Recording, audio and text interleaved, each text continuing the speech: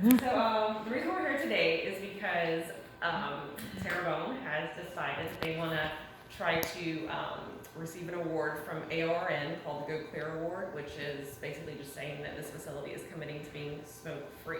So you guys have purchased or recently purchased our rapid vac smoke evacuators to help you achieve that. So and basically just to back up a little bit, I know that you're going to be you've taken some tests. You might be asked to do a little training on surgical smoke. You know what it is and the dangers of it. And basically, you know, anytime you're using electrosurgery and it's just the gaseous product that's created when tissue is desiccated right by electrosurgery. So what's found in that vapor? A lot of things.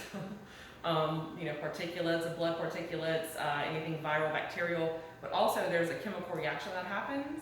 And so just, you know, formaldehyde, just weird chemicals that you wouldn't really even think of are contained in that vapor and in that smoke. So really what we're trying to do is just protect you guys and the patients from being exposed to that.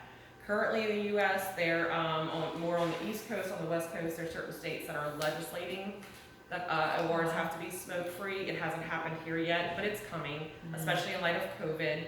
I would think that that would probably maybe speed that process along. I know the AORN as a whole is pushing for it across the nation, but you know, Louisiana, we're probably just gonna go kicking and screaming. So I will say this just to let you guys know, you should be, I don't know, it would make me, I guess, thankful that I worked for a company that cared about my health, because a lot of my hospitals in my territory are not going to do this until they're forced to. So you're probably only one of maybe 2 facilities in the whole state of Louisiana that has decided to become smoke-free. And what that is that's, like I said, the biggest benefit is to you guys, the employees, right?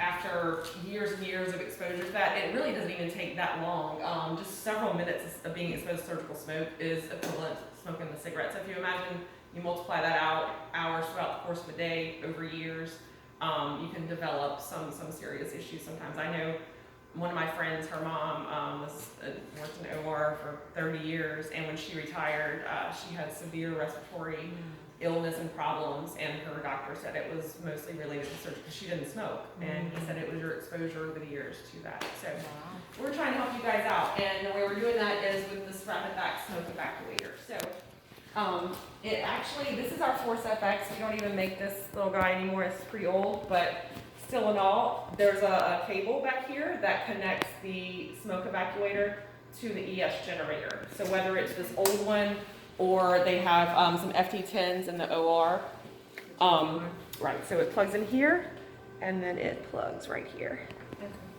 It's called an interlink cable. And it works with the older generators as well as our newer ones, just so that you know that. We're not going to power it down or anything because it takes a little bit for it to come back on. But so obviously this is the power button, the main power button. So if we didn't have, let's do this. So that's it running, right? Lower, you can adjust the airflow here, the suction. And if you really want to get crazy, you're having a procedure that's a lot of surgical smoke, you press this, it's a turbo. Probably won't need it very often, but I know in some procedures, some of my loose procedures, they'll use that. Anyway, we'll turn that down. And what you'll do is, you know, especially at first with the surgeons until they're accustomed, you guys may have to play around with this, right? You may have to find the level that's not too high, but it's, you know, doing the job. You'll just have to kind of see what works. But anyway, the most important thing to note, I think, is leave this machine on. However, if you press this button, you hear it stop. So that button does is it makes this run. It's only gonna evacuate the smoke whenever the Bovie pencil is being used. Oh, okay. So you're gonna plug the Bovie pencil into the monopolar port, right? And then you're gonna take this tube and you're gonna kind of fit it in there. You're just gonna have to play around with it and get it to. Okay. So anyway, so to show you that, so this button is pressed. Right? That off. So is that like the little vacuum right there? Yep. So that's the like tube. a smoke. Yeah, you can feel it. You want to turn it up? I might, hey, you could use that. Let me like maybe for my car. You know, I could. Yes, crumbs that fall between my feet that I can't ever reach. So I just wanted to show you guys that feature because I really feel like, you know, you could leave this on all day, but make sure that you have this button pressed. That way it's not running, but, oops, sorry. So what's gonna happen is it's not gonna run, but it'll still be on. And this filter here is a 25-hour OPA filter. So it's a four-stage filter.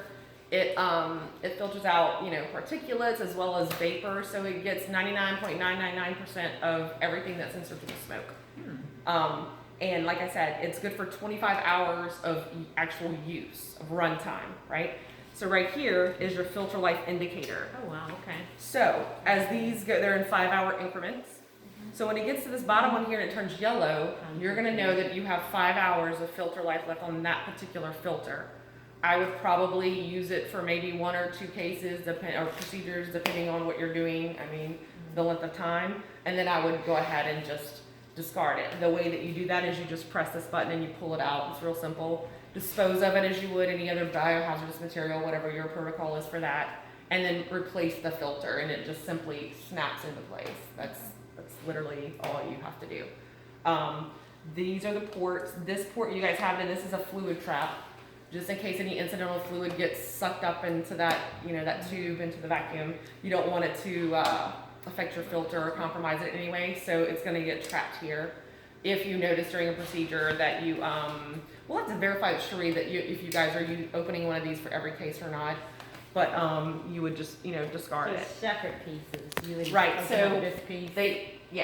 So when you open the Bovie pencil, this is probably already going to be in there. Like I said, we'll verify with Cherie if y'all are opening one for every case or not. Because I really don't know. But this usually, if you guys are using this, this would stay in there. So when you get in, all you have to do is plug in the pencil. Okay, so Yeah. that doesn't need to be replaced each time unless I'm there's going to verify that fluid. with Cherie. I got don't you. think so. Unless Unless it's it's really visible full of fluid. fluid and it's, it's nasty, then you want to, out. Yeah. yeah. The tubing is new with every case. Yeah, so that when you open the that Bovie be- pencil, that it comes, you know, it's gonna have, see how it's So connected. the tube, the pencil, everything comes Yeah, together. everything, look, I can Yeah, show see you the it. new, Yeah. See So how it's all one connected now? here? that's all one piece, yeah, it comes, where did y'all have that? Where did we grab that from, the Lord, the first cabinet doors open right there, second shelf. So, yeah, I got And so this is how it comes packaged. you. Yeah. That's something we're gonna be charging for like we do all our other charges, or we don't know that yet? Yeah, we don't have to Hopefully ask. they can If they can approve add it it to the operating charge, that would be great. do you guys have any questions for me? No, it seems pretty simple enough. I guess the only thing I will mention, but you won't have to do anything, but if you see this little gear, this little tool, little wrench here, Yeah. if that light's on, just call Don. That means that there's something service, that he yeah. needs to come in service. But really and truly, I think the most important thing for you guys to pay attention to is the filter life indicators, right? Because you're going to be the ones to see when it needs, you know, what the Right. situation, the status of it is. And then again, just making sure that this button is pressed. Right. Because I just feel like, I mean, you could do it the opposite way if you'd like, but that means you have to turn it on and off every time, and it's gonna run the whole entire case, which is gonna put a little more wear on your filter as well as, you know, just the noise. So I would pretty much always leave that on. Like I said, unless you're doing a case too, where they're just gonna be using something, you know, very briefly, and you guys can leave it running. That's your choice, but I would think that would be probably the best option for you. And like I said, really, that's all I got. That's about it. You guys have no questions about the filter or the system itself, or maybe I can tell you with the program. So we're Medtronic sponsors. We're sponsors and partners with ARN. We don't provide the training, you know, the program material or content. We just support you guys in those efforts.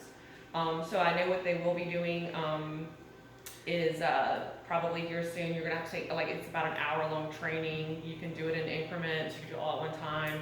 But there are certain things that have to be done for the program. One of them is everybody get trained. They want the surgeons to do it too. We'll see how that goes, if we can make that happen. And I will say, probably right off the bat, if you haven't already, or when the first time you put this in one of your surgeon's hands, they're probably gonna say, it's bulky, it's not, you know, because they've been using the same Bovie pencil for eons. and It's a just little gonna- bigger. It's gonna feel a little different to them, right? What my girls downstairs in the main OR, when I was here in servicing them, they were already using the system, and so I asked them, I said, well, you know, if you'd like me to, I can work with any surgeons or talk with any surgeons who are resistant, and they basically told me, oh, they're not resistant. And I said, really? That's amazing. They're like, well, we don't give them a choice. We just hand them the Bovie pencil, and when they say, what is this, like, that's what we have. I said, well, okay, if that works for you. But apparently that's been their, and you know, some have been a little bit, most of them have not resisted, some have given some feedback that they, I prefer the other one, but they just, like I said, they're really not giving them an option, so, just let me know if you guys need any help with your surgeons and, or with anything in general, so, that's all I got.